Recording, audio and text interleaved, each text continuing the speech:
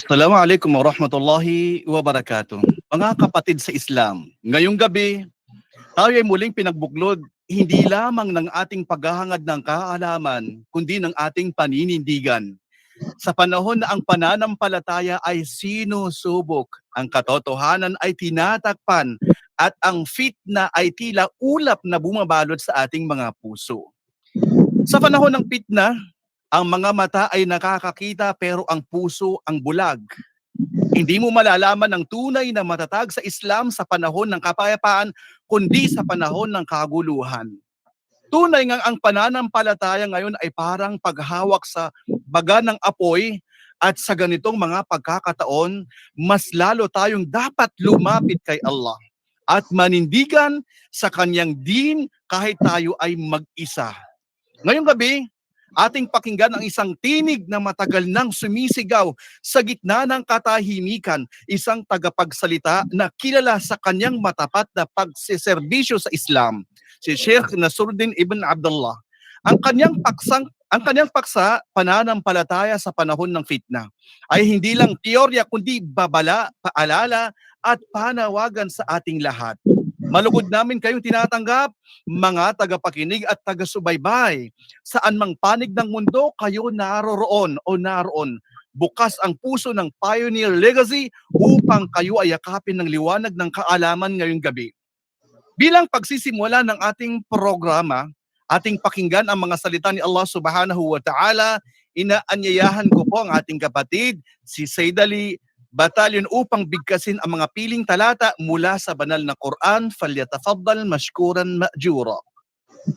أعوذ بالله من الشيطان الرجيم بسم الله الرحمن الرحيم ألم تر كيف فعل ربك بأصحاب الفيل ألم يجعل كيدهم في تضليل وأرسل عليهم طيرا أبابيل ترميهم بحجارة من سجيل فجعلهم كعصف مأكول. Subhanallah. Tunay na ang Quran ay hindi lamang gabay, kundi isang kalasag sa mga panahon ng pagsubok at panglilinlang. Jazakallahu khairan sa ating kapatid para sa kanyang pagtilawa. Mga kapatid, ang ating tagapagsalita ngayong gabi ay isa sa mga masigasig at iginagalang na tagapagturo ng Islam. Siya si Sheikh Nasruddin Ibn Abdullah, isang alim na ang mga salita ay dumudurog sa puso, ngunit sabay na bumubuo ng tapang at pag-asa. Kilala siya sa kanyang prangkang pagsasalita sa mga isyong panlipunan, katatagan sa harap ng fitna ng ideology, politics at modernong pang-aakit.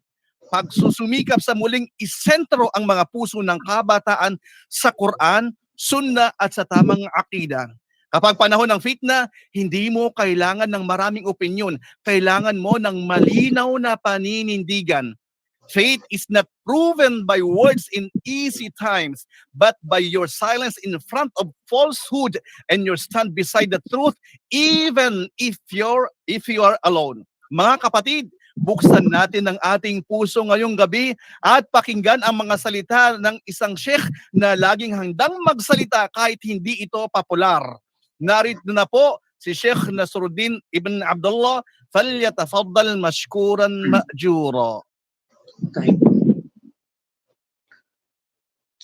بسم الله جزاكم الله خيرا وبارك فيكم رب اشرح لي صدري ويسر لي امري واحلل عقدة من لساني يفقهوا قولي.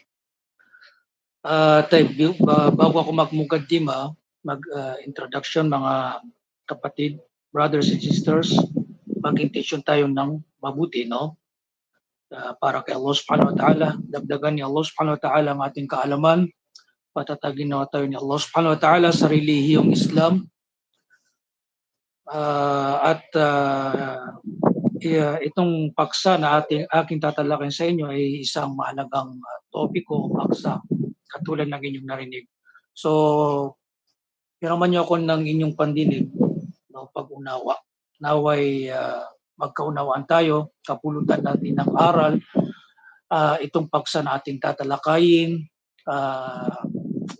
makita yung bunga nito sa ating buhay, mag-reflect tayo, maging baon natin sa ating pamumuhay upang tayo ay maging matatag at paano kakaharapin itong mga fitna na kasalukuyan sa panahon ngayon.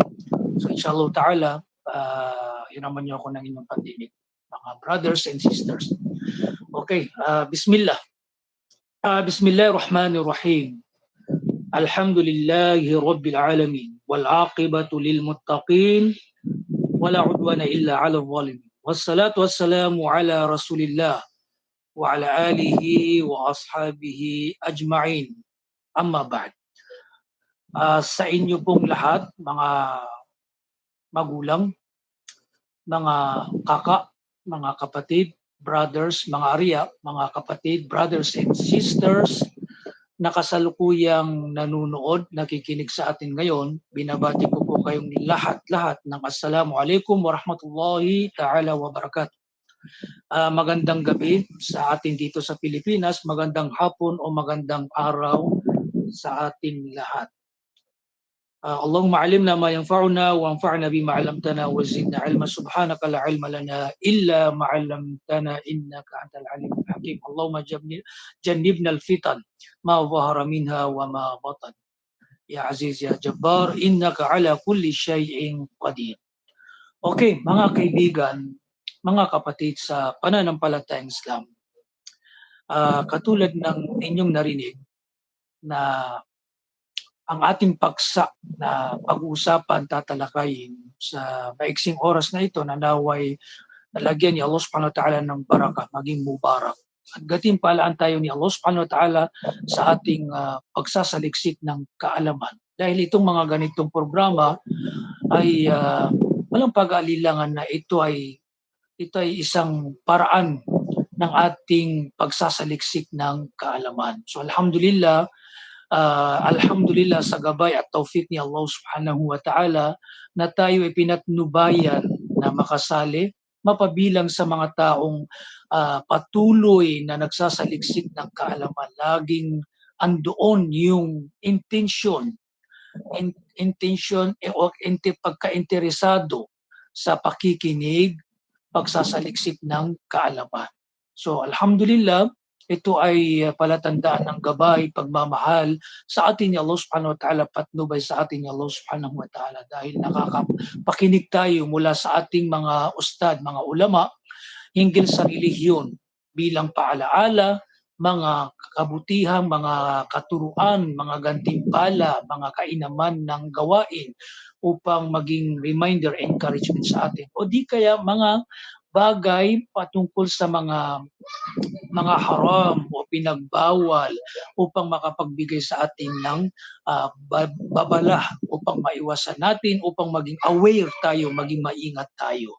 Kasi ang Islam, kautusan at mga pagbabawal, ipinagbawal. Sabing kautusan na iyong gagawin at mga pagbabawal o pinagbawal na dapat mong iwasan. Sa kanyang paraan, ikaw ay magiging matakutin, magiging saleh, matuwid na alipin kay Allah subhanahu wa ta'ala. So alhamdulillah, itong paksa natin, bahagi lamang ito ng ilan sa mga katuruan sa relihiyong Islam. So ang paksa natin mga kaibigan, mga kapatid sa pananampalatayang Islam, hiraman niyo ako ng iyong pandinig upang tayo ay magkaunawaan, maging malinaw ang paksa na ating tatalakayin at kapulutan natin ng aral at baunin natin. Yes, baunin natin. Hindi lang po sa inyo.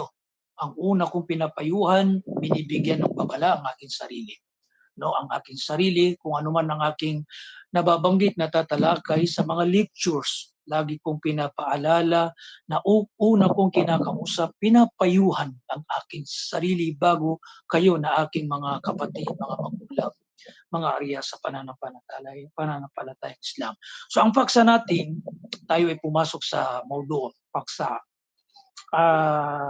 Ang pananampalataya sa panahon ng fitna.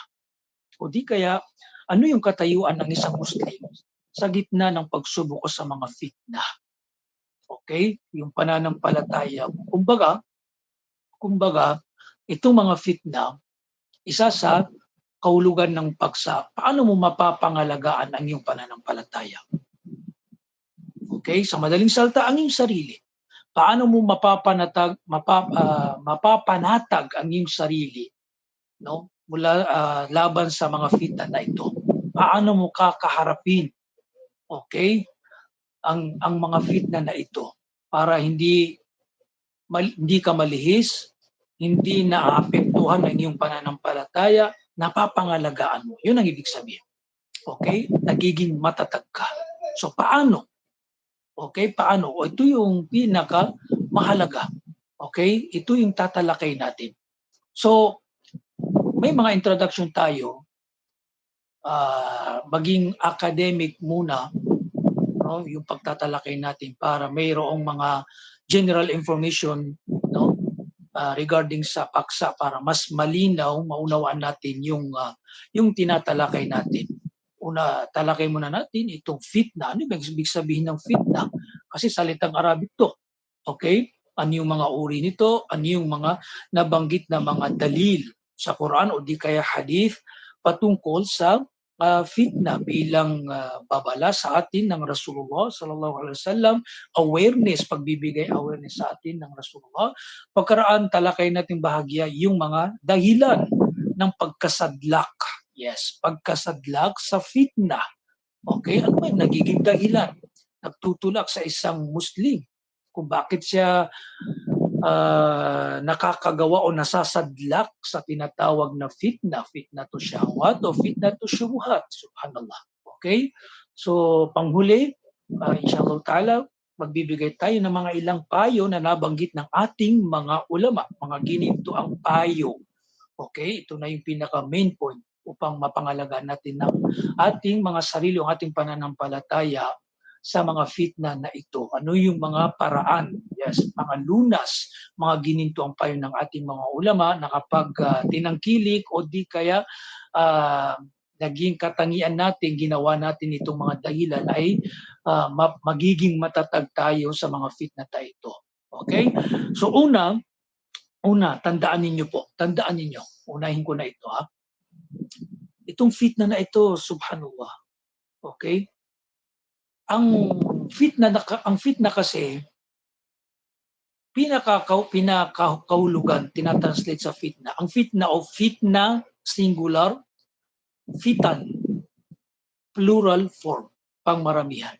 Okay? Fitna, fitanun. Okay. Ang fitna binibigay kahulugan dito pag-subok. Yes, pagsubok.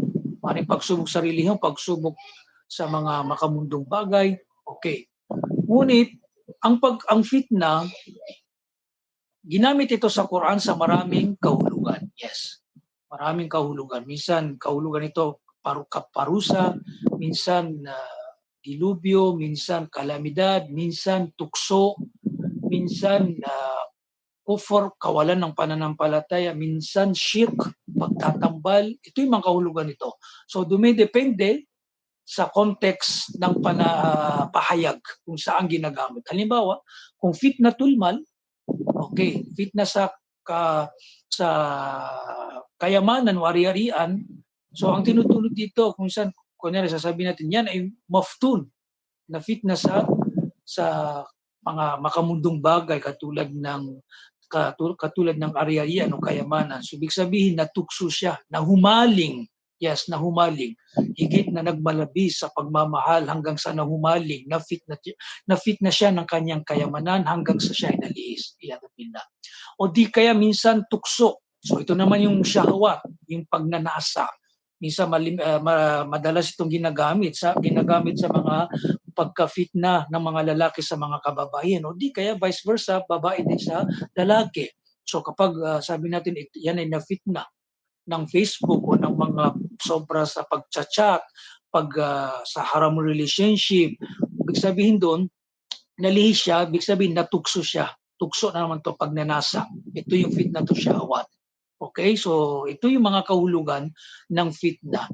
Okay? So ang fitna may dalawang kategorya o dalawang uri, sabi ng ating mga ulama. Fitnatu syubhat, unahin muna natin to, o fitnatu syahawat. Fitan na naugnay sa relihiyon. Okay, lalong-lalo na sa akida. Okay, lalo na sa paniniwala. Ito na yung paglitaw ng mga syubhat, yung mga pag-aalinlangan, mga lihis na paniniwala, mga bid'ah. Okay, mga bid'ah. Subhanallah. Mga misunderstanding, ito yung mga fitnatush syubuhat. Okay, mga syubha, mga pag-aalinlangan, okay, mga maling pag-unawa. So nalilihis, naliligaw ang isang tao dahil siya ay na-fitna. Marahil tinangkilik niya, nakikinig sa mga ligaw na mga preacher, okay? Mga nagpapalaganap na kabilang sa mga lihis na sekta na alam natin kahit hindi natin banggitin, kilala natin itong mga sekta na ito. So dahil sa laging pagkikinig, pagpapasa sa kanila, so nagkakaroon siya ng fitna sa syubuhat, nagkakaroon siya ng syubha, pag-aalinlangan, subhanallah, sa Quran o sa Sunnah, o di kaya nalilituhan. Okay? Dahil nakikinig siya, so maftun, nafi-fit na siya. Okay? So kaya nga pinagbawal sa atin eh. Okay? Unahin ko na, pinagbawal sa atin yung pakikinig para hindi ka ma-fit na siya, syubuhat, para hindi ka malihis, maligaw, iyadang billah, o di kaya mas masahol, mas matindi, mawala ka sa relihiyong Islam. Subhanallah. Pangalawa, fitnatu syahawat. Ito yung mga fitna na dulot ng pagnanasa, higit na pagmamahal sa makamundo, sa mga kasalanan, pagkatukso sa pera, hanggang sa subhanallah, marahil halimbawa sa pagpapamilya, pinuputol niya ang relationship, connection niya sa kanyang magulang, sa kanyang kapatid dahil lamang sa salapi. Na-fit na siya sa syahwat, pa sobrang higit na pagmamahal, subhanallah, sa mga pera, o di kaya hanggang sa nagkakaroon ng pagkawatak-watak sa magkakapatid, magkakamag-anakan dahil lamang sa politics, dahil lamang sa pera, dahil lamang sa subhanallah, pagkahigit na pagmamahal sa mga makamundo.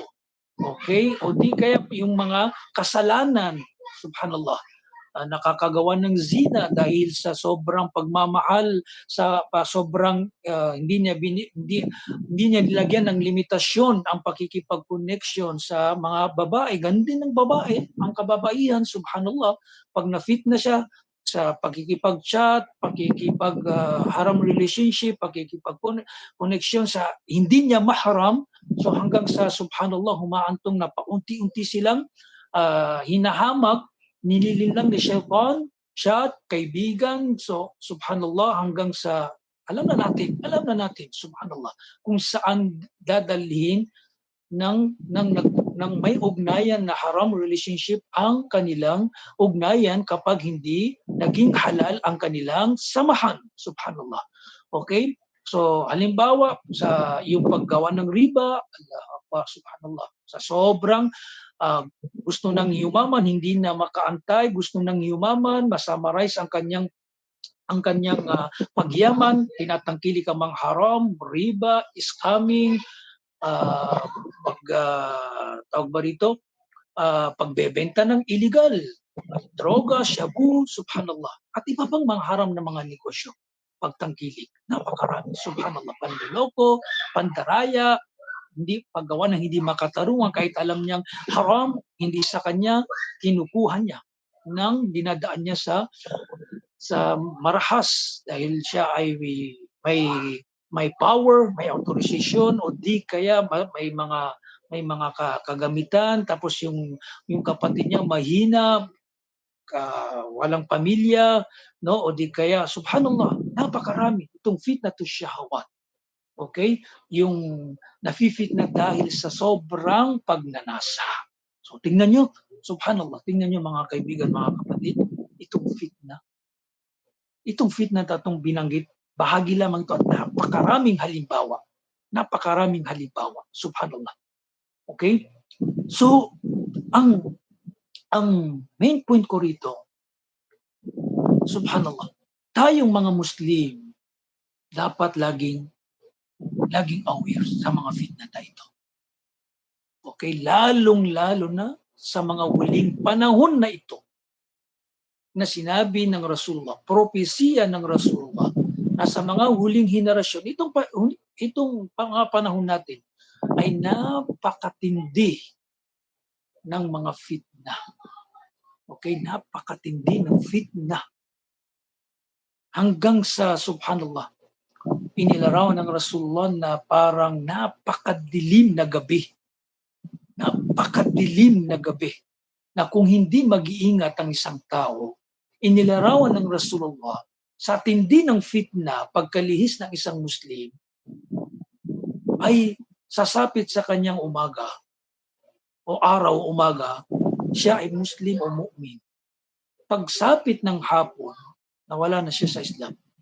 Dahil sa fitna, maaring syubuhat o maaring syahwat. Tingnan nyo, may mga dumaan sa mga ilang taon. Nakita natin mismo sa social media na nag-Christian ang isang Muslim dahil lamang sa salapi.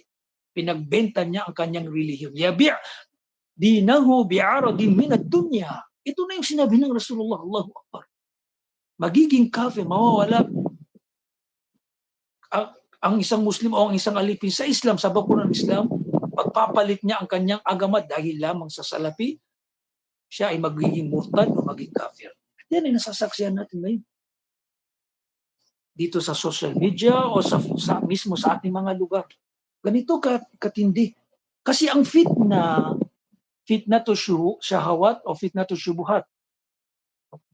Ang fitna kasi, ang essence ng fitna sa isang tao, o di kaya ang epekto, okay, ng fitna o fitna sa isang Muslim, okay, ang pinakakahulugan nito, yung fitna, nagagawa niya ang isang Muslim na nagkakasala, umihina ang kanyang pananampalataya, hanggang sa nakakagawa ng kasalanan, o di kaya nalilihis o mas matindi yung nabanggit natin, nawawala sa Islam. So depende sa pagka-fitna mo at depende sa kategorya ng fitna na doon ka nasadlak. So napaka-peligro, subhanallah. Kung hindi aware ang isang Muslim at hindi niya gagawin yung mga asbab, mga dahilan upang mapangalagaan ang kanyang sarili, bagkus ginagawa niya yung mga dahilan upang mga asbabul luko, mga dahilan ng pagkasadlak sa fitna, subhanallah. Nandun siya sa fitna, nasasadlak siya hanggang sa dumating sa kanya ang kamatayan na ganun ang kanyang kalagayan. Itong masaklap. Halimbawa, ang isang Muslim, tingnan niyo, ang isang Muslim, kasi susubukan ka ni Allah Pagsubok, titignan niya yung pananampalataya. Ngayon, malakas ang iyong iman. Sinubok ka ni Allah subhanahu wa ta'ala ng halimbawa sa pagninegosyo o sa biyaya na medyo masikip sa iyo ang risk. Titignan ni Allah yung pananampalataya. Kung may sabr ka, pagtitimpi, pagtitiis, hanggang sa hindi ka nakatiis, hindi ka nakapag-sabr, may dumating sa iyo na maaring sundalo ni Shaitan, kaibigan mo, kapatid, subhanallah, inalokan kanya ng haram na negosyo. Riba. So, hindi ka nakatiis, tinangkilik mo. Nakagawa ka ng haram hanggang sa nasarapan ka, nahumaling ka, na fitna ka hanggang sa subhanallah, dumating ang kamatayan, ganun ang kalagayan. Subhanallah. Tingnan yung iman. Huwag tayong maging kampante, mga kaibigan, mga kapatid, sa fitna. Laging magdua. Kaya Allah subhanahu wa ta'ala na gabayan ka at patatagin ka sa mga fitna na ito na napakatindi, napakadilim. Subhanallah. So, ilan yung mga ganyan? Nagka-claim na malaki ang pananampalataya. Pero tingnan nyo, kapag eleksyon, pag dumating ang eleksyon, malakas ang iman, tingin nga, pag eleksyon, Pag dumating ang isang politician o yung mga kasamahan niya na nagbibigay ng pera, suhol, nawawala yung iman. Subhanallah, o kaya humihina o di kaya nagiging matigas, sige, magtatawba lang ako after ng election. Tingnan nyo, yung fitna. Pero ang problema, pag dadatnang ka ng kamatayan, doon sa kalagayang haram na hindi ka nagbabalik loob, napakarami yan. Pagkalugi, subhanallah, at apoy ang nag-iintay sa iyo sa libingan, higit lalo sa kabilang buhay. Allahu Akbar. Subhanallah. Yadabillah. So, subhanallah, tingnan niyo itong fitna. Ngayon, social media, ang daming platform ng social media. Facebook, TikTok, YouTube. Subhanallah, kayo nang higit na nakakaalam kung gaano katindi ang fitna, mga kapatid. Tingnan niyo ang vloggers, mga Muslim na vloggers. Tingnan niyo. Allahu Akbar. Subhanallah. May mga dumadaan na mga vlogger na hindi mag-aasawa pero nagsasama para lamang maparami yung kanilang share o like, viewer, at may nakapagsabi na yung dalawa ay hindi mag-asawa pero nag-aahawakan. Kasi isa yan sa paraan ng mga vloggers na sila mismo ay nagko-combine. Okay? So, yung shaitan, papasok, o sige, mag-arte tayo. Kasi may music, hahawakan mo ko, maglalambingan tayo. Subhanallah. Fitna. Wallahi al-azim. Fitna. La'anallahu man ayqadha fitnatan o fima ma'na al-athar o fima ma'na al-hadith. Sinumpa ni Allah subhanahu wa ta'ala, sinumang pinupukaw niya, ginigising niya ang fitna. Ang daming, ilan yung nafi-fitna? Subhanallah. Dahil sa inyo. At pag hindi nagtauba yung mga ganyan, kapag sila'y namatay ng ganyan, subhanallah, hanggang nandun sa sila ay nasa libingan, dumarating sa kanila ang mga kasalanan at parusa. Dahil may mga naiwan silang mga, subhanallah, mga bagay na nafi-fitna, natutukso ang karamihan. Kasi itong Facebook, subhanallah, ganito katindi. Umabot sa ganitong kalagayan, mga kapatid. Nakakalungkot. Subhanallah, dahil lamang sa pera ni Meta, dahil lamang sa popularity, kasikatan, at yung kikitain dito, gagawin ng lahat ng vloggers kahit ipagpalit ang kanyang dangal. Reputasyon. Kahit mawala yung kanyang kahihiyan, makamtan lamang ang pera. Wallahi al-azim. Subhanallah. Magsisisi ang mga kabataan na gumagawa nito. Magsisisi ng higit na pagsisisi. Ang social media, may good benefit, nagagamit natin sa kabutihan, sa pagsasalisit ng kalam. Pero subhanallah, sa kabilang dako, sa paggawa ng kasalanan, walang higit sa paghasik ng kasalanan o mga karumal-dumal na gawain dito sa Facebook. Kasi subhanallah, tingnan nyo, dati, walang social media noon, 90s o 80s, 70s, noon. Yung gumagawa ng kasalanan, walang nakakaalam, marahil sa lugar lang nila, barangay o sa komunidad, tinatakpan din. Ngayon, subhanallah, mag-post ka ng video sa Amerika, napapanood ka kung nakapublic. Middle East, lahat napakabilis mag-spread. Subhanallah. Dati, hindi mo nakikita yung babae. Yung asawahin mo, mamamanhikan ka pa. Ngayon, nakapost na eh. Nakapost na eh. Pinaparada na dito sa Facebook. Subhanallah. Ganyan katindi ang fitna ngayon. Itong mga kabataan, gabayan nawa sila ni Allah. Patawarin nawa sila ni Allah. Naway mapukaw sila. Wallahi al-azim, nakakaawa itong mga kabataan. Aanin mo ang kita, ang pansamantalang kaligayahan na itong kinikita mo at popularity kung ang nag-aantay sa iyo ay una dito sa mundo, Suklam ka kay Allah subhanahu wa ta'ala. Ha? At suklam ka sa mga anghel. Tinataboy ka nila at pinagdudua ka nila ng laban sa iyo. Malayo ka sa habag paningin ni Allah. Yan ang mal'un. Subhanallah. Subhanallah. Sa libingan, apoy. At pag hindi nabura at hindi ka nagtauba at hindi nabura itong mga kasalanan, patuloy yung subhanallah, pananagutan. Nakakatakot. Kaya nga naging kasabihan ng mga Arabo, ihdar an tamut wa dunubuka mazalat hayya. Mag-ingat na wag kang abutan ng kamatayan na ang iyong mga kasalanan ay nananatiling buhay. Ito ang ibig sabihin. Namatay. Ilan yung namatay? Nabiglaan. Hindi nakapagtauba.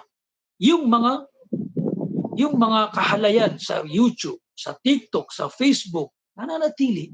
Walang nakakaalam ng password maliban siya. Kung hindi masira yun na meta, o subhanallah, kawawa yung bata, o kawawa yung babae, o kawawa yung lalaki. Subhanallah. At sa kabilang buhay pa, mas matinding kaparusahan. Matakot tayo mga arya, mga nakakabata kong kapatid. Mga brothers, sisters, lalo na sa mga sisters, pangalagaan nyo ang inyong sarili, reputasyon, dangal, ang inyong haya, modesty, pagkamahiyain, yan ang pinakamalaking kasangkapan nyo, pinakamalaking katangian nyo. Huwag kayong manghumaling, huwag kayong mabola ng mga masasamang mga kalalakihan. Antayin ninyo ang kadar. Hindi mo na kailangang subhanallah, isa publiko ang iyong beauty, kagandahan. Antayin mo ang iyong kadar at yung kagandahan mo, yung beauty mo, para lang nakapreserve sa iyong magiging asawa. Huwag kang magpanik, huwag kang hindi makaantay. Antayin mo yung kadar, tapos na 50,000 years bago palikhayin ang mga kalingtang kalupaan. Isinulat na ni Allah subhanahu wa ta'ala kung sino ang makakasama mo o magiging asawa mo. So hindi na kailangan ng mga May days, nagpapasilip ka sa May days. Yung mga nikabi, tabya, na may mga nikabi na hindi nagpo-post pero nagpo-post ng mukha sa May Day, ganun yan din. Lalo na kung nakapublic o kahit friends mo, nakikita nila. May mga friends ka hindi mo maharap. Pag ngayon, screenshot, pinapasa sa mga, ito pala, mukha ni sister. Subhanallah. So saan yung pangangalaga mo sa iyong sarili? Saan yung takot kay Allah subhanahu wa ta'ala? Nagagawa yan ng isang tao dahil hindi makaantay. Nafi-fit na siya. Okay? Hindi makaantay, walang sabr. Subhanallah. So, susubukan ka ni Allah subhanahu wa ta'ala dito sa social media. So, ganyan ang fitna, mga kaibigan, mga kapatid, na dapat tayong mag-ingat. Napakatindi ng fitna. Lalo na ngayon sa social media. Pagdating din naman sa fitna to syubuhat, yung mga lihis na paniniwala, mga pag-i-exist, pagkakaroon, paglitaw ng mga kalituhan. Okay? Mga, subhanallah, kalituhan sa agama, mga lihis, ligaw na mga akida. Tingnan nyo. Dati, kung hindi dumating sa masjid o hindi mo makausap yung tao, hindi may paparating sa iyo yung kanyang pinaparating. Ngayon, social media, napakabilis, no? Lumawak, mag-spread yung mga paniniwala, mga ideolohiya.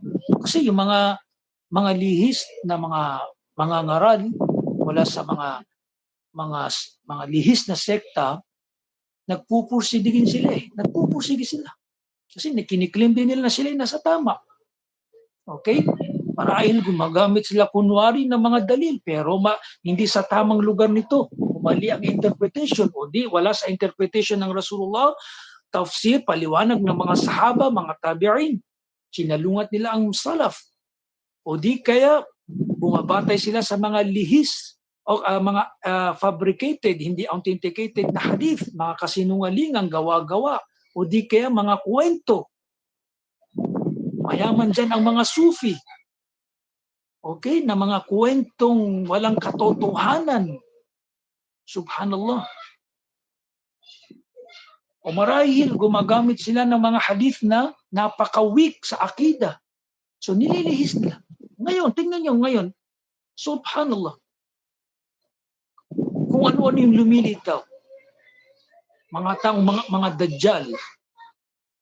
Ngayon, dati, subhanallah, ang dami niyang pinapalaganap ng mga lihis. Ngayon, naging matindi kasi yung pinapalaganap niya ay kufr.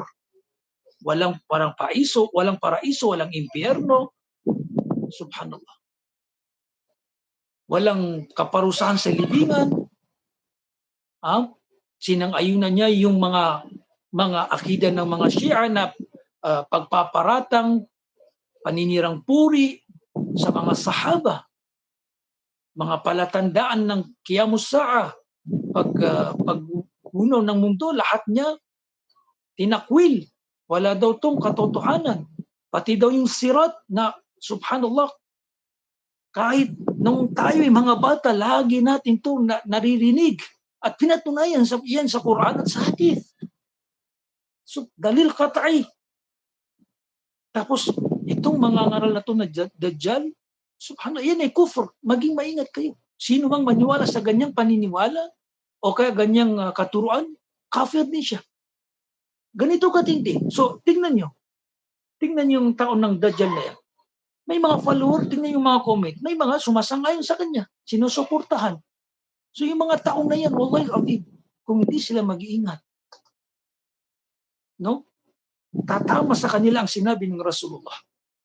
Na may mga taong mangangaral, mga lihis, mga ligaw na imam. Ibig sabihin ng imam sa hadith na ito, maalam. Na nakatayo sila sa mga pintuan ng impyerno, na sila ay nananawagan. Ibig sabihin, nanawagan sila sa mga tao, hinggil sa kanilang panawagan. Inaalok nila. So katulad nito, nag-aalok sila, nagtuturo sila, puno ng mga katuruan, subhanallah. Kaya nagbabase kunwari sila ng Quran, hadith, pero sinasalungan nila ang mga sahaba, ang propeta, ang mga ulama ng tafsir, ganyan. Sabi ng Rasulullah, sinumang tumalima sa kanila, ay itong mga imam na ito, sila mismo ang magtatapon sa kanila sa impyerno. Kadafu fiha. Itatapon sila sa impyerno. Subhanallah. So paano kung itong pinaniwalaan mo ay nagpapalabas sa bakuran ng Islam? Allahu Akbar. Nakakatakot. Wallahi al-azim, nakakatakot. Subhanallah. Tinitignan ng ilan na magaan. So, subhanallah. Mag-isip po tayo. So, napakarami. Hanggang sa sinabi ng Rasulullah, yati ala nasi zaman, al-qabid ala dini, kal-qabid ala jamr. Darating sa mga tao ang panahon na yung naninindigan sa kanyang relihiyon ay katulad ng taong nakahawak sa nagbabagang uling. Ibig sabihin ng hadith na ito, matalinhaga, yung sa huling panahon, sa sobrang ang halimbawa ng isang mu'min sa kanyang paninindigan, sa kanyang agama, ay katulad ng panghahawak ng isang tao sa nagbabagang uling. Yung uling na may nagbabaga, kaya mong hawakan yun? Hindi. Pero yung relihiyon mo, ganun mo hawakan para hindi ka malihis mawala sa relihiyon. Sa tindi ng fitna. Tingnan nyo. Ang paghalimbawa ng Rasulullah. Sabi ng Rasulullah, sa tindi ng fitna, para hindi ka malihis mawala, ay para mong paninindigan mo ang iyong agama, ng katulad ng para mong hinahawakan ang nagbabagang uling. Napakahirap, di ba? Uling, Allahu Akbar. Tingnan yung plancha. Kahit ganun lang, subhanallah, naiinitan ka. Ano pa kayo kung uling? Hawakan mo pa. Qabid. Ganito raw, qabid. Subhanallah. So, ibig sabihin, isa sa kulungan, kung hindi mo panghawakan ng Islam, na katulad dito, marahil nawawala ka, nakagagawa ka ng, nasasadla ka sa fitna to syubhat, o fitna to syahwat. Marahil kung sa syubha, nalilihis ka hanggang sa nawala ka sa relihiyon, o di ka syahwat, nahumaling ka sa makamundo, sa salapi, sa mga kababaihan, fitna, tukso, subhanallah, sa mga haram na hanap buhay, hanggang sa nakakagawa ka ng mga malalaking kasalanan.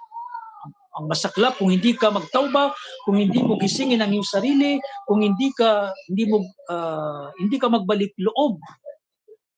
Subhanallah. So kailangan lagi pinipurify natin ang ating mga iman, ang ating sarili, nagmumuni-muni tayo. Okay. Ngayon, ano yung mga dahilan ng pagkasadlak sa fitna? Napakarami to kasi maiksi lang yung oras natin. Mga dahilan ng pagkasadlak, kakulangan ng kaalaman sa agama. So ito, lalo na sa fitna to, syubhat. Kapag kulang ka sa kaalaman, kasi hindi ka nag-aaral ng akida, hindi ka nag-aaral ng tauhid, nakakagawa ka ng shirk, na nagkakaroon ka ng kalituhan, pinaniniwalaan mo yung mga lihis, ligaw na mga ngaral. So kailangan ng kaalaman. Okay? Mag-aaral tayo. No? Hindi pa huli ang lahat. Mag-aaral tayo ng tamang prosesong pag-aaral. At mag-aaral tayo, kukuha tayo ng kaalaman mula sa mga ulama rabbaniyun. Tunay na matitibay na mga ulama ng Ahlus Sunnah wal Jamaa o mga ulama ng mga Salafi. At ngayon, alhamdulillah, kilala na natin yung mga sekta na mga lihis at yung mga ngaral nila. Nagpapalaganap. Mga preacher nila. So iwasan natin na tayo ay mangalap mula sa kanila. Huwag natin isipin, kukunin ko yung mabuti, kukunin ko ang masama. Bitag yan ni Shaitan. Bitag yan ni Shaitan. Kasi kapag nagkaroon ka ng pagmamahal, pagka-believe, pagkamangha doon sa tao na yun, hindi mo na ma-emphasize, madidistinguish ang tama at mali. Paniniwala mo na lahat ng sinasabi niya masarap at tamis, paniniwala mo na hanggang sa kapag may nag-criticize sa tao na ito, hindi mo paniniwalaan, ipagtatanggol mo. Tingnan mo yung, ba't pinagbawalan tayong makinig sa mga lihis na mga ngaral? Ganyan ang epekto. Kasi pagka-bilibin, normal yung tao, ang sinusunod niya, tinatahak niya, yung ginagawa niyang motili, yung lagi niya pinapanood. Pero kung ang pinapanood mo ay ligaw na mga ngaral, dajjal. So kalaunan, lahat ng sinasabi niya matamis sa iyong pandinig at pagtatanggol. May nag-criticize, ang gagawin pang masama yung ulama na nasa matuwid. Yan ang bitag ni Shaitan. Yan ang epekto ng pakikinig. Virus, poison, napopoison ang iyong pag-iisip, mindset. Isa rin sa dahilan na banggit ng ating mga ulama, adamu tamassuk bid-din wal ghulu fi tashabbuh bil kufar. Ang walang panghahawak o paninindigan sa relihiyon at higit na panggagaya sa mga kuffar. So ito naman yung halimbawa, yung mga syahwat.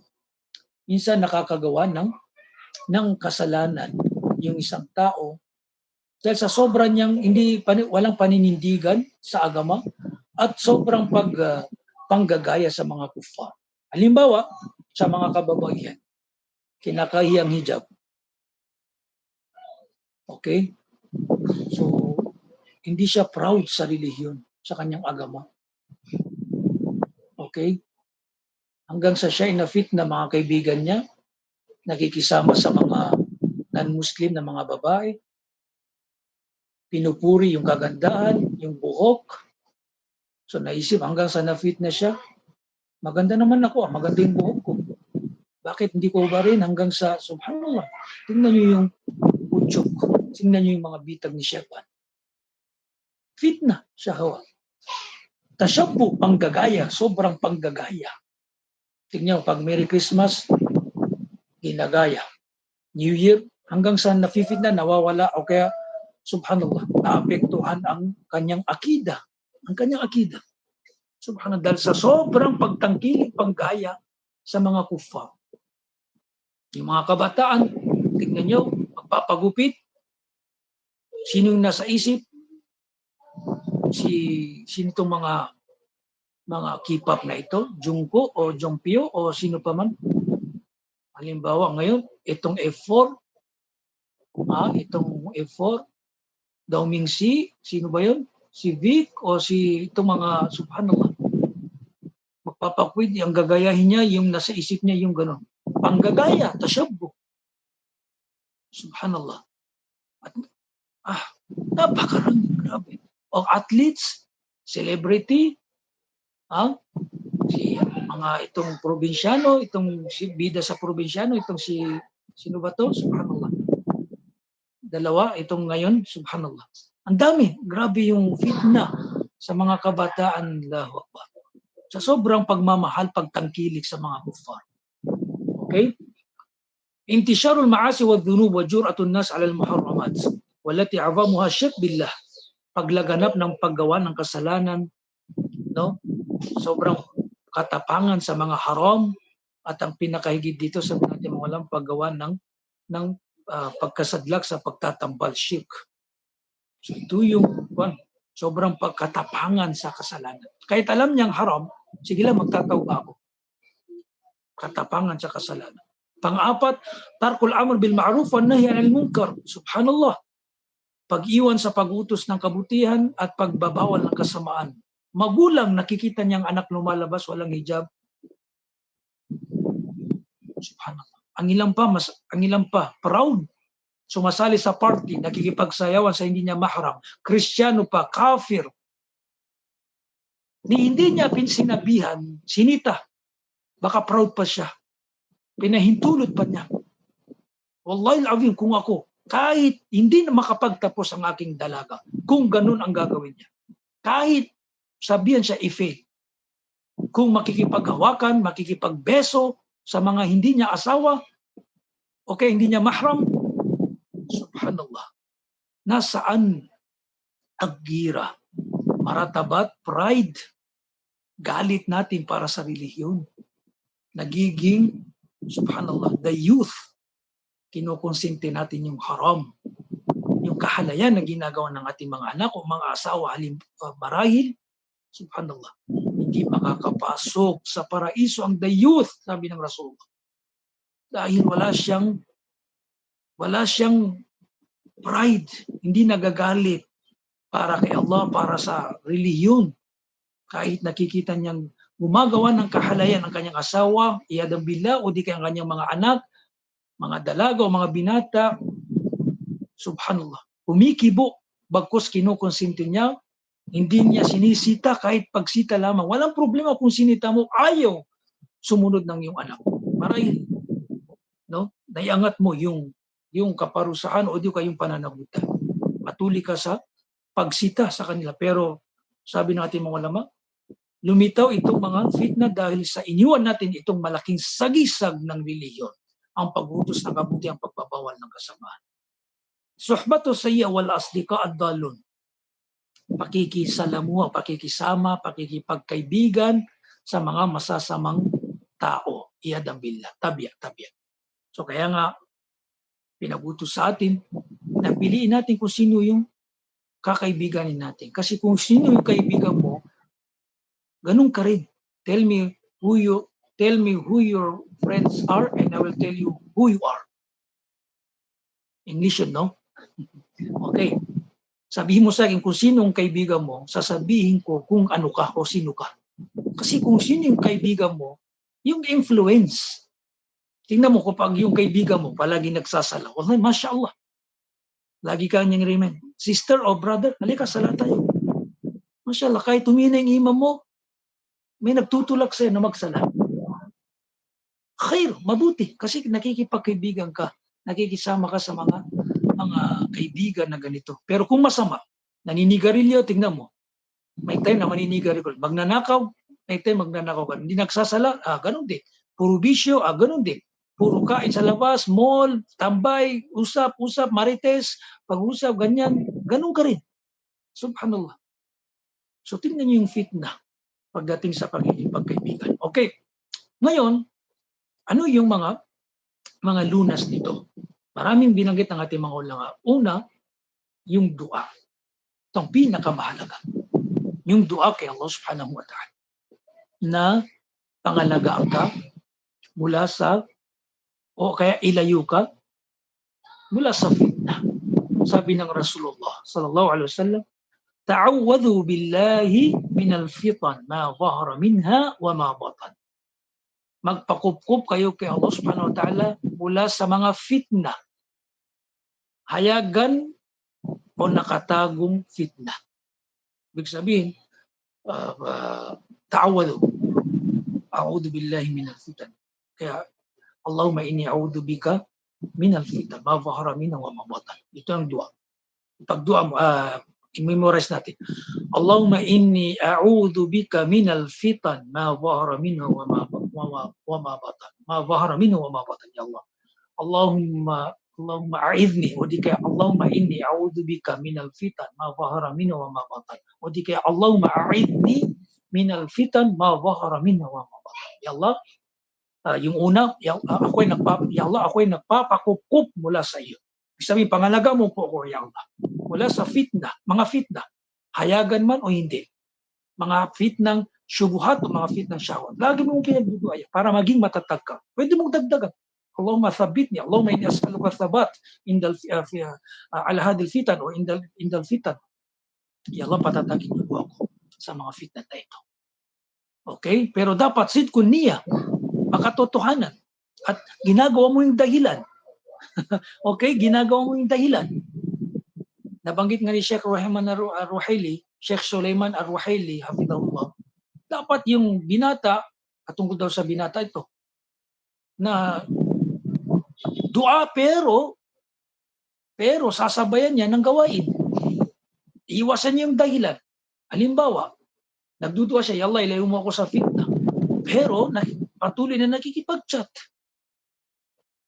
Kasi kagustuhan niya.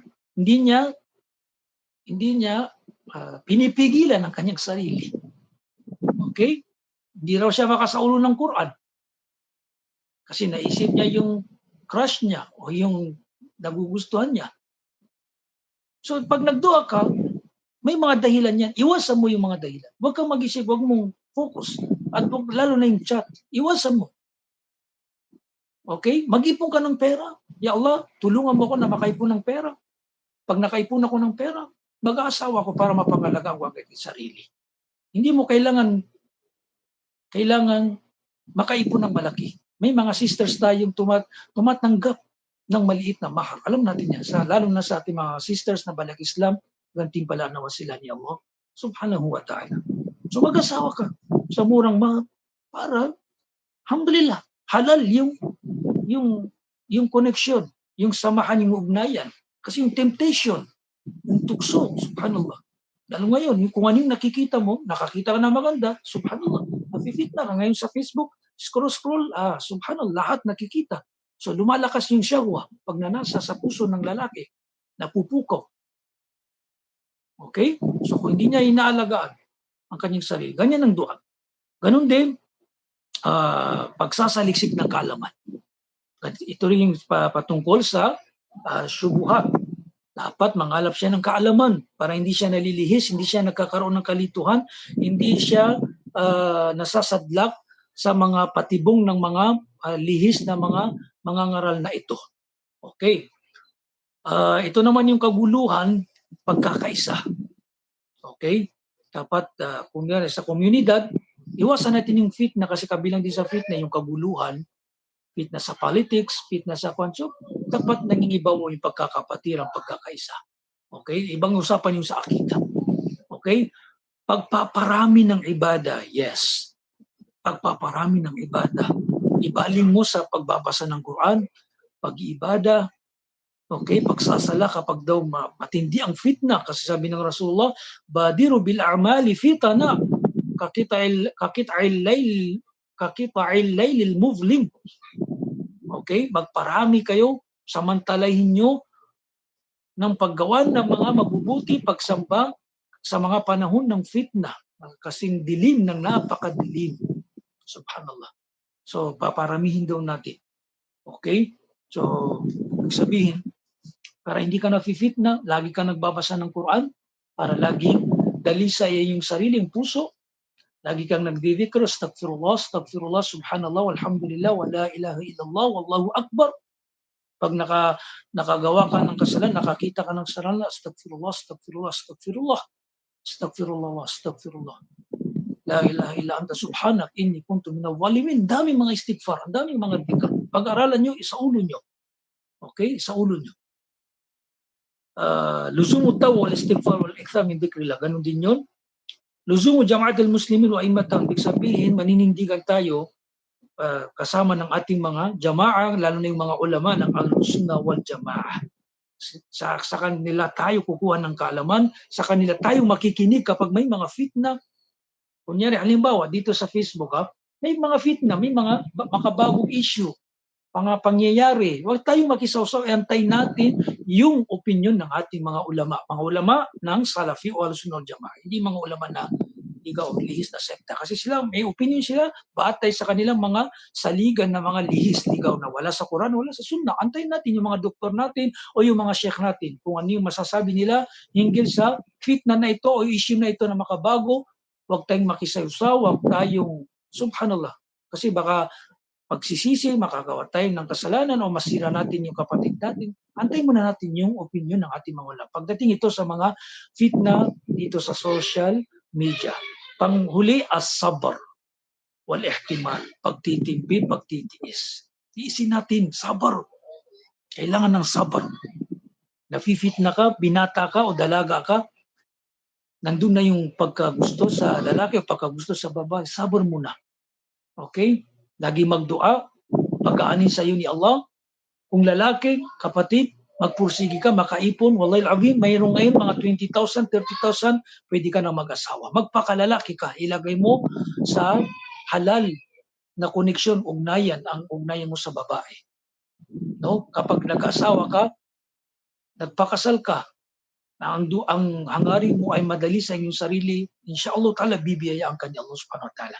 Magtrabaho ka lang, maghanap buhay ka, magbanat buto ka, insyaAllah darating ang rizq ni Allah subhanahu wa ta'ala. Biyaya ni Allah subhanahu wa ta'ala.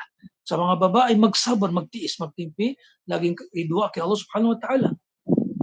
Okay, na dumating ang iyong qadar at dumating ang right, tamang lalaki at sa tamang panahon. Okay, kabilang po lamang yan sa mga nabanggit ng ating mga ulama. Ito pala, ijtinabul amakin, fitan. At yes, layuan natin yung mga lugar. Kasi minsan pag, okay yung mga kaibigan din, mga tao na nagsasanhi ng fitness sa iyo. Halimbawa, mga lugar. Kung alam mo yung mga lugar na yun, tambayan, tapos kung patuloy ka nakikipagkaibigan, nakikipagsalamat, pumupunta sa kanila, fitna ka. Humihinang yung iman. Kung dito sa social media, minsan may mga group chat na walang katuturan, puro fitna, mag-leave ka. Kung may mga kaibigan kang sinabihan mo na pero pang lumilitaw pa rin sa newsfeed na puro haram, i-unfriend mo, i-block mo, okay, i-unfriend mo, i-unfollow mo. Para layuan mo yung mga lugar na ng fitna. Subhanallah. Subhanallah. Ganyan, sa ganyang kalagayan ay mapapangalagaan mo. Alhamdulillah. So naway, maiksi lamang itong paalala, mga kaibigan, mga kapatid. Inshallah ta'ala, pwede nyo itong i-download. Lagi nyong panuorin, pakinggan itong video na ito. So naway, napulutan po natin ng aral. Maraming salamat sa bumubuo ng page na ito, Pioneer Legacy, sa pamumuno ng ating ustad, si Abu Bakar Pakasam Sultan, Jazakallahu khairan, at sa kanyang mga kasamahan. So maraming salamat sa inyong pagkikinig. Alhamdulillah, alhamdulillah, gantimpalaan tayo ni Allah subhanahu wa ta'ala, patatagin naman tayo ni Allah subhanahu wa ta'ala, lagi nating hilingin kay Allah subhanahu wa ta'ala na ilayo tayo sa mga fitna, mabaharamin wa mabatan, hayagan o hindi, fitna man sa syahwat o fitna to syubuhat o fitna to syahwat. Patatagin tayo sa sariling Islam hanggang sa dumating sa atin ang kamatayan na tayo ay nasa matuwid na landas, matuwid na akida, matuwid na manhaj. At naway makapagbalik loob tayo kay Allah subhanahu wa ta'ala, makapagtauba mula sa iba't ibang uri ng kasalanan. Amin ya Rabb. Ya Rabban, amin. Tanggapin niyo po sa amin, ya Allah, ang aming mga dua. So maraming salamat. Siguro hanggang dito na lamang. Ustad? Alhamdulillah. Napakaraming aral ang ating nakuha ngayong gabi. Isa itong paalala na ang pananampalataya ay kayamanan. Ngunit nawawala ito kapag hindi ipinaglalaban. Sa puntong ito, mga kapatid sa Islam, mga kapatid sa pananampalataya, tayo po ay dadako sa question and answer session or portion.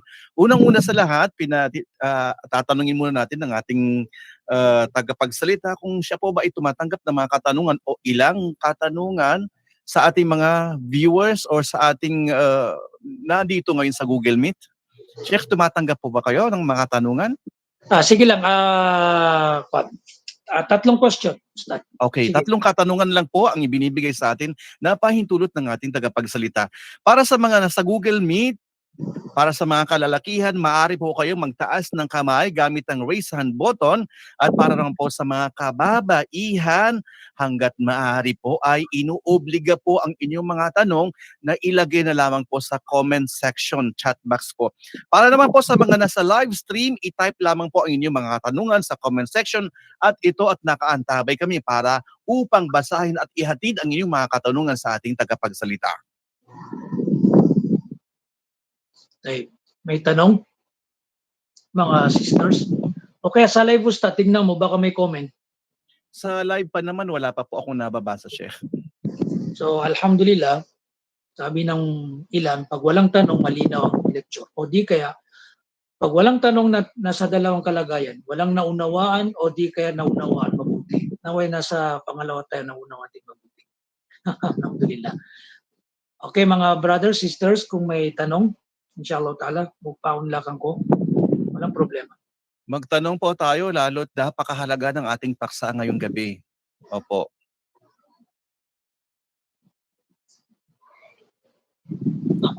Sa live, wala pa po akong nababasa na katanungan. Okay, may nag-raise po ng hand. Waliullah Magu has raised a hand. Lalaki po ba ito o babae? Kung lalaki po kayo, pwede po kayong magtanong. Sige, i-on mo yung mic mo, Waliullah. I-on mo yung mic. Pindutin mo, kasi naka-off ka eh. Naka-off yung mic. Okay po, Waliullah. Waliullah, pwede po kayong magtanong. Lalaki po pala, sorry. Magsalita na po kayo. Yung microphone. Ano po masasabi nyo, si Yasir Omar? Basahin mo nga, Ustad, yung si Yasir Omar. Habang inaantay natin si Waliullah. Ang katanungan mula kay Yasir Ompong, Assalamualaikum Sheikh, ano po ang masasabi nyo sa isang tao na kapag pinayuhan mo siya na tigilan niya ang isang masamang gawain, tapos sabi niya, magtaubat lang ako, pero di niya pa rin tinitigilan ang kanyang masamang gawain? Okay, so alhamdulillah, una, may pamantayan tayo, wa ma'alina illa al-balag.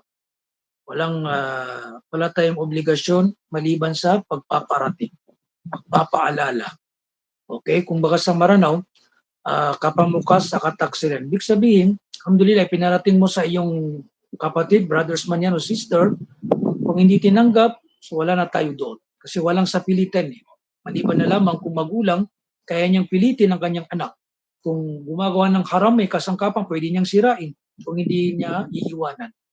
Pwede niyang bigyan ng parusa para mabigyan ng leksyon. Pero kung kapatid natin, kaibigan o kamag-anak, ang sa atin lang, sitahin, bigyan paalala, at ipagdua din natin. Naway ipagdua at sa tamang paraan, lagi natin paalalahanan sa tamang paraan, ipaunawa natin sa kanya yung haram, yung kapanganib nito, at i-encourage natin, himukin natin sa mga mabubuting gawain, pagsasala, baka magbago. So kung huwag tayong mapagod, huwag tayong mawalan ng pag-asa, lalo na sa mga magulang. Okay, huwag tayong mapagod. Lagi nating paalalahan ang ating mga anak. Pero kung wala na talaga, so anong gagawin natin? Wala tayong pananagutan, wala na tayong kasalanan, wala na tayong pananagutan. Mahalaga, pinarating natin yung sa atin. So hindi niya kinuha, hindi niya tinangkili, pinanghawakan, so sa kanya nababalik yun. So pinagdudua pa rin natin, so lagi nating pinagdudua yung kapatid o kayong brothers o sisters, no? So yun lang po, inshallah ta'ala. Magda'wa lang tayo, magpalaganap, laging magpaalala sa tamang paraan naman para katanggap-tanggap yung ating mga dawat. Okay, may next question na Stad? Yes po. Nawa'y naging malinaw po ang kasagutan ng ating tagapagsalita sa iyo po, sa iyong katanungan niya, Sir Ompong. At mula po dito sa live, ang sinasabi po dito, mashallah, malinaw, mula kay Jan. Pangalawa, sabi na mashallah, napakaraming aral at paalala ang natutunan ngayon. Okay, balik po tayo dito sa may Google Meet. Ang sabi po dito, mula kay Sister Ayesha Fuerte. Assalamualaikum warahmatullahi wabarakatuh, ya Sheikhana. Minsan po, sumasama ang loob ko sa aking asawa. Ngunit di ko sinasabi sa kanya at pilit ko lang na hinihingi ng kapatawaran kay Allah subhanahu wa ta'ala. Nagkakasala po ba ako sa kanya dahil nililihim ko ang galit ko? No, kung yung sama ng loob sa iyong asawa ay dahil may nagawa siyang hindi maganda sa iyo, na ikinalungkot mo o di ka marami kasi hindi natin alam yan eh. So naunawaan ko hindi dinitalye pero sasagutin natin sa ating kakayahang pag-iisip natin na bigyan ng halimbawa. Kung ang ikinalungkot mo sa iyo dahil sa kanyang may nagawa na hindi makatarungan, halimbawa, o di kaya kasalanan, o di kaya hindi maganda, kung hinilihim mo, so wala kang kasalanan. Pero sa akin, mas mainam kasi sa mag-asawa, dapat open sila. Okay? May open sila ba? Vice versa. May mabuting pag-unawaan, pagkakaunawaan, pag-uusap. Okay? Kasi karapatan mo din yan eh. Na tingnan, kasi titingnan din ng lalaki kung ano yung ikinasama ng loob mo. Kung nasa tamang lugar ba niya, nasa tamang lugar ba. So sasagot yung lalaki, yung asawa mo. So mag-usap kayo. I-open, dapat i-voice out mo. Huwag mong ilihim. Kasi pag lagi ka naglilihim, so hindi maganda. Hindi maganda. At wag naman sumobra na puro na lang, palagi ka na lang pabebe, puro na kunti na lang ay nagiging pabebe ka. Minsan nagiging away din yan. Kasi minsan naaasar yung lalaki kahit kunting bagay lang ay kinalulungkot mo, sinasama mo ng loob. Pero kung talagang malaking nakita mong bagay, sabihin mo sa iyong asawa, so mag-usap kayo. Okay, sa tamang paraan, wag pagalit. Kasi kapag pagalit, no, sisigawan mo, ganyan, so subhanallah, baka magalit din yung asawa mo, so iba yung resulta nito. So sabihin mo, ano ba yung tawag mo sa kanya? Darling, honey, tayan, kulay, so love o honey, so ganun, yung tawagan nyo, sabihin mo, love o han, sa totoo lang, may nakita ko na hindi ko na gusto, okay, nasama ng loob ko.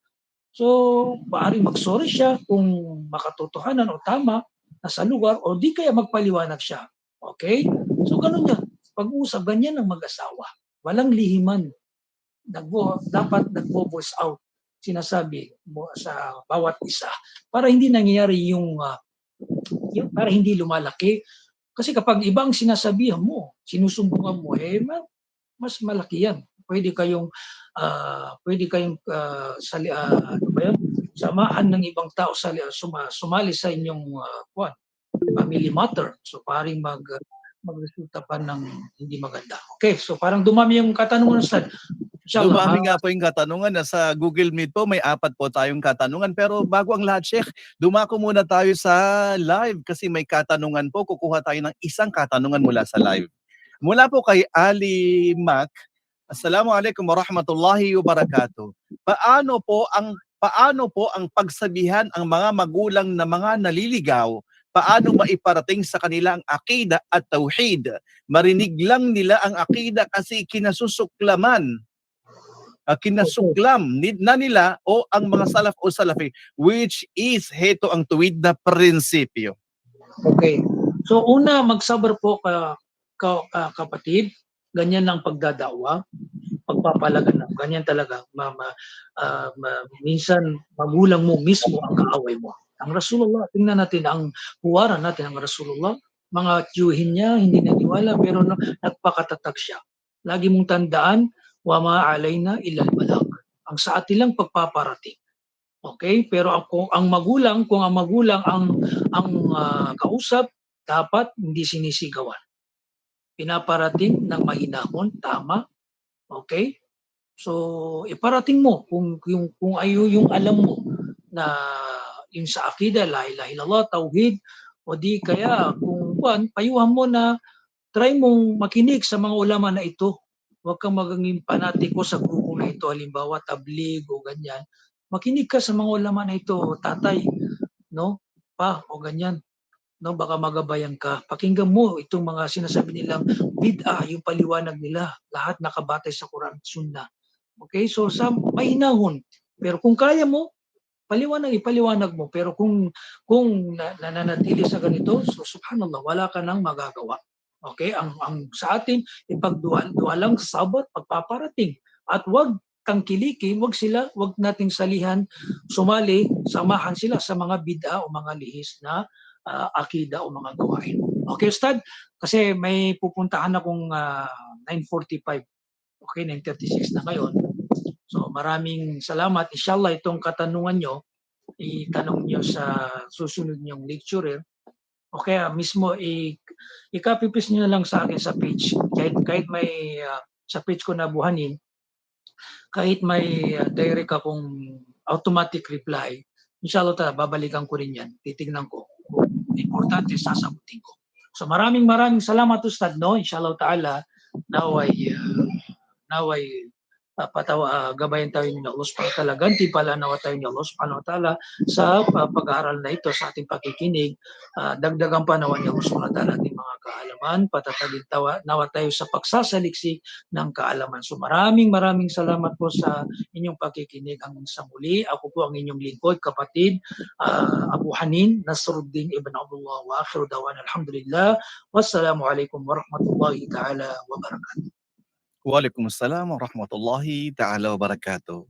Jazakumullah khairan sa lahat ng nagtanong at higit sa lahat kay Sheikh Nasruddin Ibn Abdullah para sa kanyang malinaw, direkta at makapangyarihang mga sagot. Mga kapatid, sa mga panahong tayo'y nalilito, sa panahong parang uso na ang pagtalikod sa Islam at tahimik na pagtanggap sa maling ideolohiya, minsan ang pagsunod sa Islam ay tila paglakad o di kay tila paglalakad mag-isa sa madilim na daan.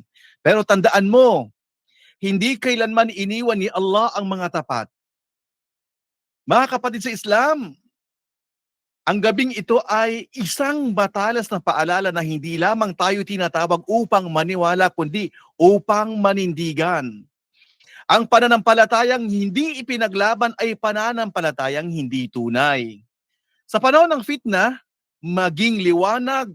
Sa gitna ng dilim, maging matatag. Sa harap ng kasinungalingan, tumayo para sa katotohanan kahit mag-isa. Naway ang lahat ng ating narinig ay maging dahilan upang tayong lahat ay maging mu'min, hindi lang sa salita kundi sa paninindigan. Mga kapatid namin na nakilahok mula sa iba't ibang dako ng mundo, iba't ibang panig ng mundo sa live stream dito po sa Google Meet. Maraming salamat po sa inyo. Naway ang lahat ng okay po. Wassalamualaikum warahmatullahi ta'ala wabarakatuh.